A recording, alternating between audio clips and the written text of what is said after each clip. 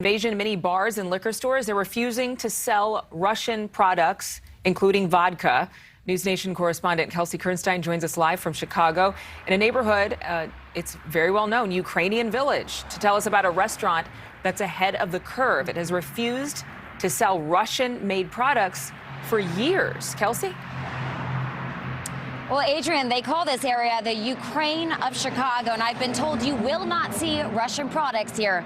Now, I've spoken to the owner of Tryzub Ukrainian Kitchen, him telling me they opened their doors at 2014, and that's when Russia was invading Ukraine. But he said at that moment, he made a vow to never sell Russian alcohol.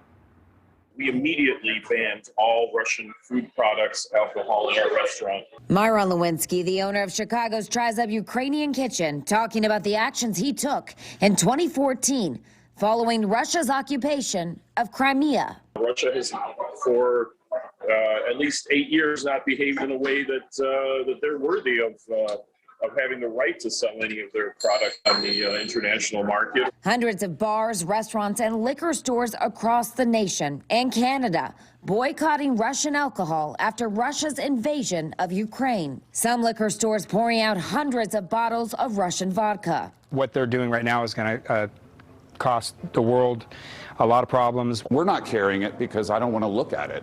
And we don't want to look at it because we stand with Ukraine. State leaders also on board, halting the sale of all Russian alcohol and other goods in Ohio, Utah, New Hampshire, Pennsylvania, and Virginia, calling for Russian liquor to be removed from the shelf. Senator Tom Cotton of Arkansas tweeting out, "Dump all the Russian vodka and alongside ammo and missiles, send the empty bottles to Ukraine to use for Molotov cocktails." Texas Governor Greg Abbott also asking all Texas businesses to remove all Russian products from their shelves. Interestingly, however, in 2020, U.S. distillers saw profits of $7 billion, and Russian vodka only accounted for a little more than 1% of the dollar amount in 2017, according to Distilled Spirit Council of the United States. But for these bar and store owners alike, it's not about the money, it's about the precedent that they don't stand with Russia. It's not going to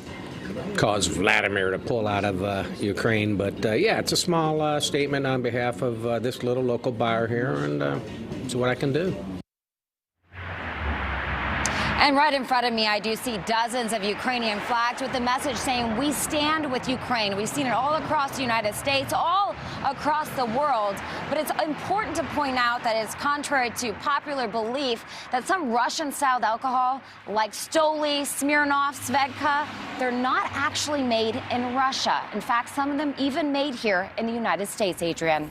All right, good to know. Thank you so much, Kelsey. Still ahead, the Russian economy reeling from global sanctions this morning. Why officials may. Thank you so much for watching. Make sure to click on the red subscribe button below so you can get more of NewsNation's fact-driven, unbiased coverage.